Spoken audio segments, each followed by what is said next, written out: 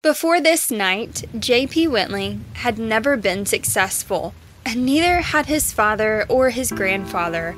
Generations of trying to hunt down this sorrowful cryptid and putting it out of its misery had always been in vain. But when J.P. finally lured the creature in his makeshift basket by mimicking its cries, he also shed a few real tears alongside it. But before we begin, if you love cryptids and want to learn the full story, both the legends and the facts delivered as a narrative story, then this guided tour is for you. Sniffle on over and tap the subscribe, like, or review button, depending on where you watch or listen. Now, grab some tissue, and don't forget a bucket for your tears. The tour is about to start. I'm Elaine, and you're touring Cryptids Across the Atlas.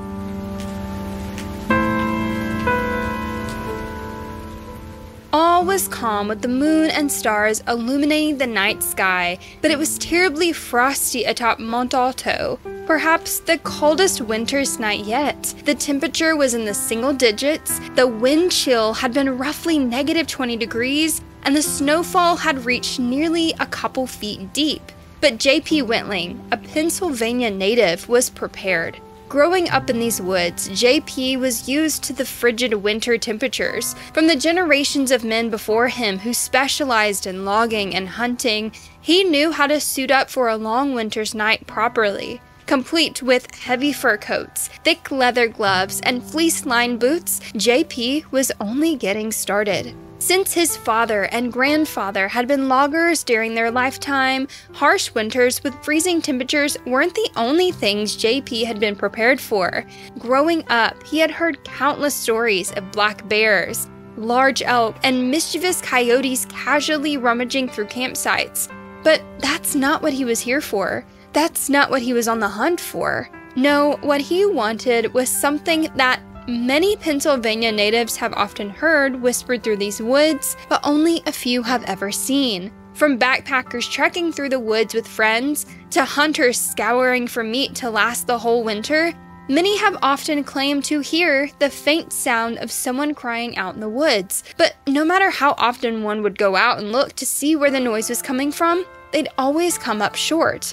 Of course, the rumors were there. Some claim the crying out is from the ghost of a wailing woman who had tragically lost her husband in battle centuries before. Others claim it's simply a wild cat trying to lure in their prey. But J.P. knew better. This wasn't a ghost or a bobcat. The sorrowful moaning could only mean one thing: the Sqounk was afoot.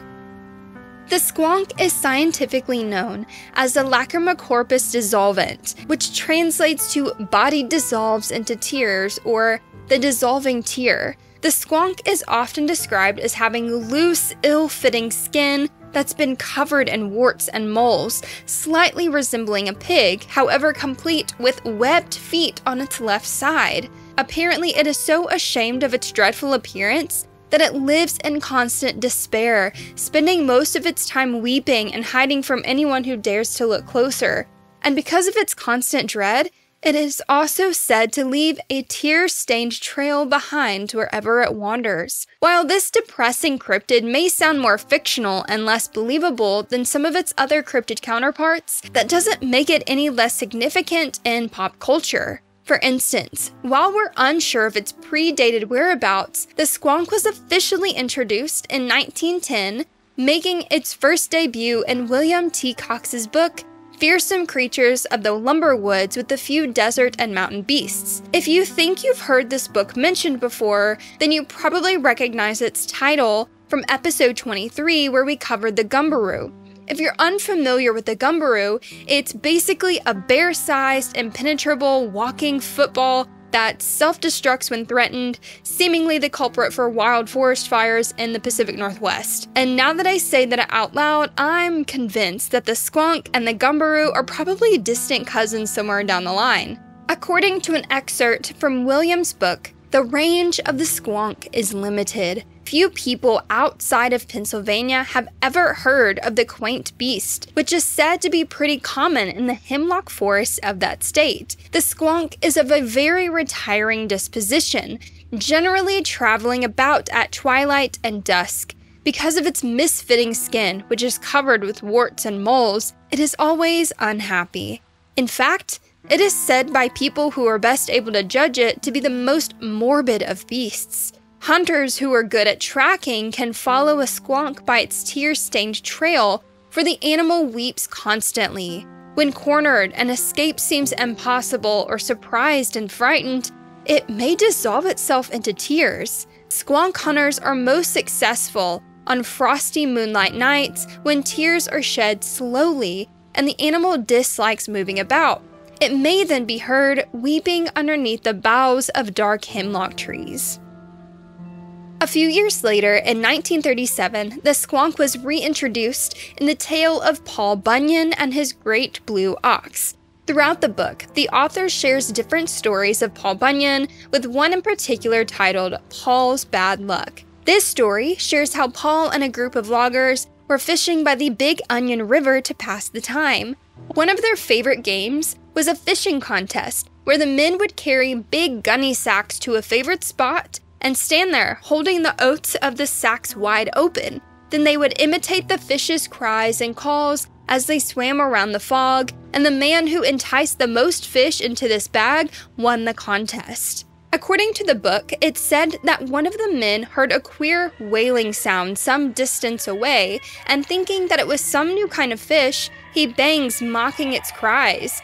He comes nearer and nearer, and finally he enticed it into his big bag. However, he could tell immediately from the feel of it through the bag that the creature was not a fish, and from the roughness of its loose and bumpy skin, he was able very shortly to learn what he had captured. "Hooray!" he yelled to his companions, "I've caught a squonk!"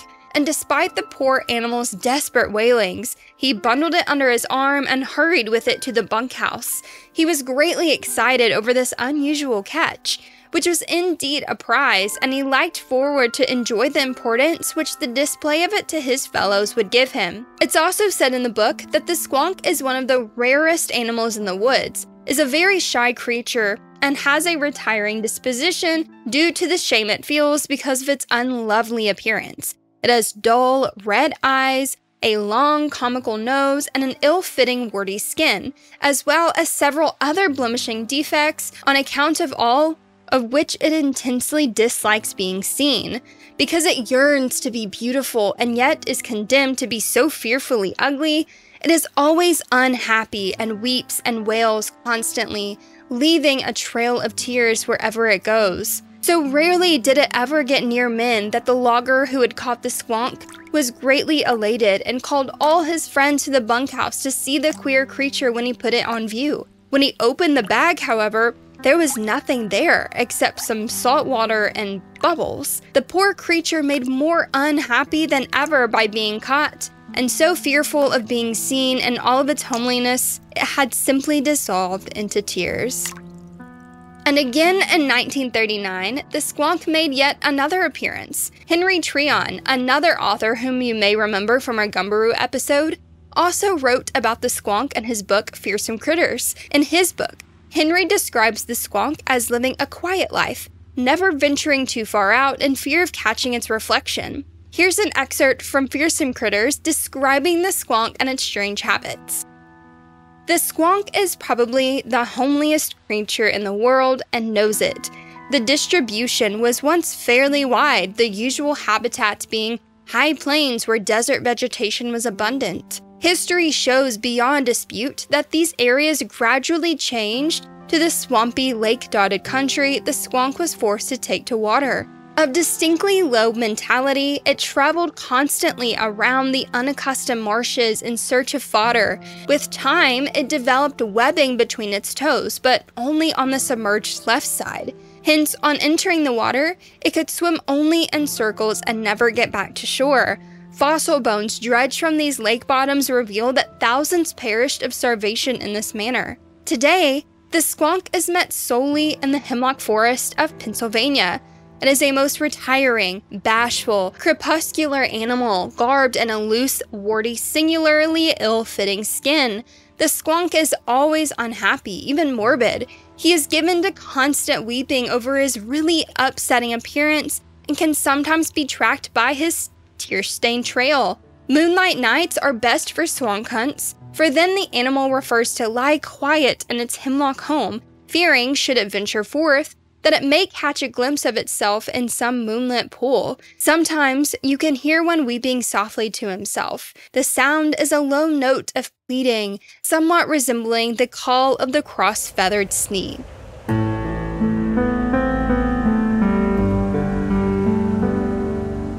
Okay, so you're probably thinking, Elaine, all of these stories are fiction. They're all in good fun, but not probable. Well, I'd have to agree with you. The irony of the Sqounk's strange appearances and behaviors is that emotions like loneliness, despair, and depression, and sorrow are all things we have felt at some point in our lives.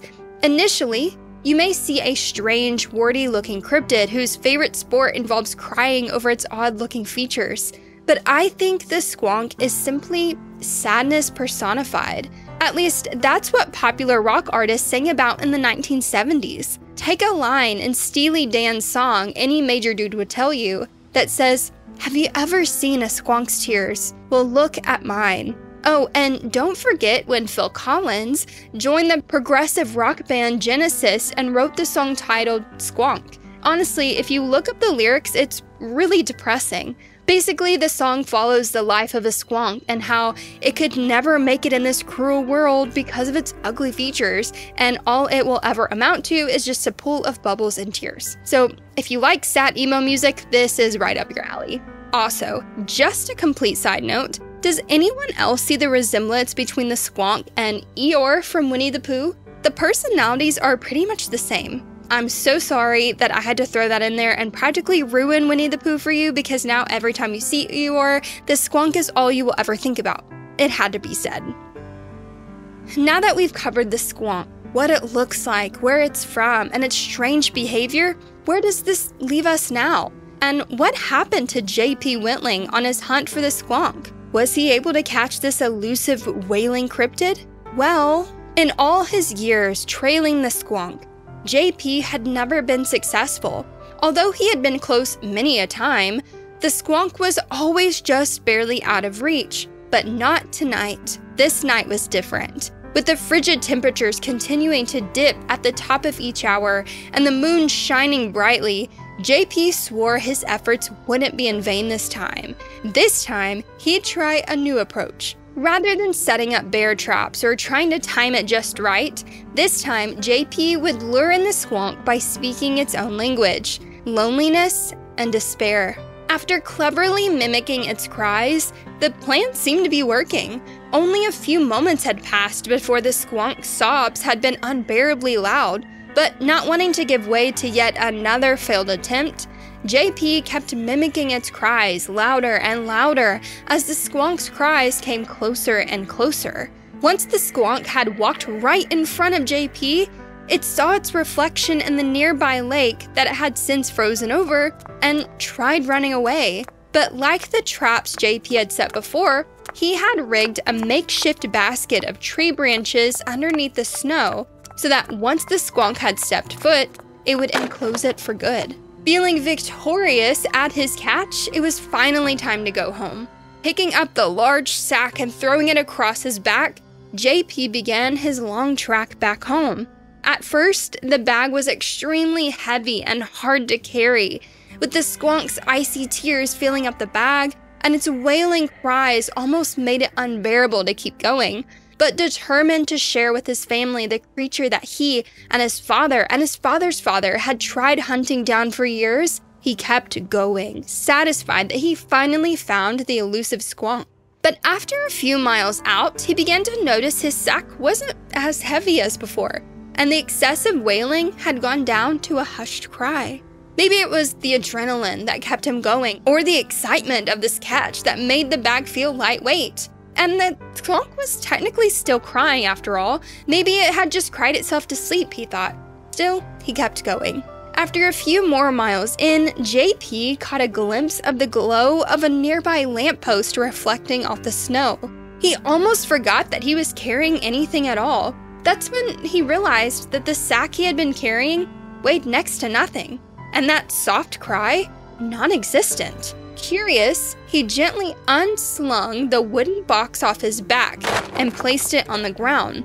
Upon opening the basket, to his bewilderment, all that was left were tears and bubbles. It surely had cried itself to sleep, and seemingly out of existence. Later, when the story spread to a local newspaper, the Snyder County Tribune in 1936, JP is said to have shed his own tears when opening up the makeshift basket. In his words, "I might have known better than to shut up a squonk in a basket made from branches of the weeping willow tree." If you love cryptids and want to learn even more about the creatures we just talked about, find us on TikTok or Instagram. Just search username @TheCryptidAtlas. By the way, the episode you just witnessed is both a podcast and YouTube video, so whichever format you prefer, we have you covered. Also, check out our interactive cryptid map to browse the globe and learn about cryptids from your favorite areas. Every episode we make adds another pin to our map. You can find our social channels, the map, and more at thecryptidatlas.com. And when you find us, be sure to tap that follow button and get in on the action by dropping a comment on our recent videos. If you enjoy the show, consider sharing it on with a friend. Sharing the spooky love with someone else is the best compliment you could ever give us. And if you listen on Apple or Spotify, consider leaving an honest review to help other listeners know what to expect. Thanks for touring cryptids across the Atlas. Until next time, keep your eyes open. You never know what you might see just on the edge of the road.